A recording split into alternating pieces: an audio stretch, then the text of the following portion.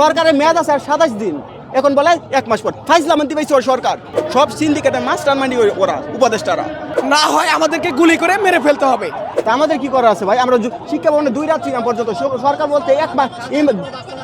ভাই জানুয়ারির 2য় সপ্তাহে বললো যে আমাদের অধ্যাদেশ দিয়ে দিবে, কিন্তু আজকে 2য় সপ্তাহ শেষ, কিন্তু সরকার এখন বিবৃতি দেয় আরো 1 মাস। সরকারের মেয়াদ আছে আর 27 দিন, সরকারের মেয়াদ আছে আর 27 দিন, এখন বলে 1 মাস পর। ফাইজলামান্তি পাইছে ওর সরকার।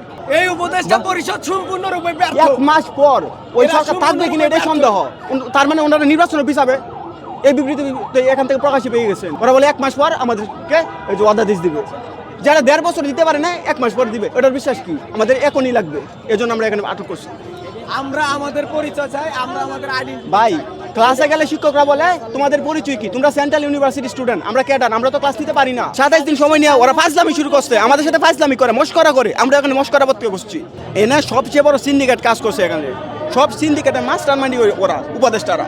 ওনারা চাইলে দিতে পারতো, কিন্তু ওনারা দেয় না।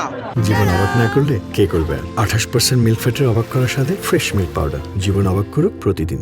আমাদের যে একটা পরিচয় সেন্ট্রাল ইউনিভার্সিটি, সেটা এখনো আমরা পাইনি। আমাদের এখনো অধ্যাদেশ হয়নি, আমাদের এখনো ভিসি নিয়োগ হয়নি, রেজিস্ট্রেশন নিয়োগ হয়নি।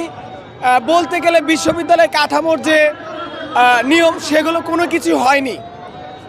আমরা বারবার যখন একটা সেন্ট্রাল ইউনিভার্সিটি অধ্যাদেশের জন্য আন্দোলন করে আছি, সরকারের উচ্চ পর্যায় থেকে বারবার আমাদের আশ্বাস দেওয়া হচ্ছে যে এই অধ্যাদেশটা দ্রুতই হবে।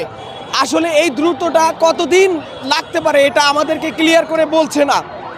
তারা আমাদেরকে একটা আশ্বাস দিয়েছিল যে জানুয়ারির 2nd উইকে, মেবি 15 তারিখে জানুয়ারিতে অধ্যাদেশটা হয়ে যাবে, কিন্তু আমরা এই অধ্যাদেশটা আজও পাইনি।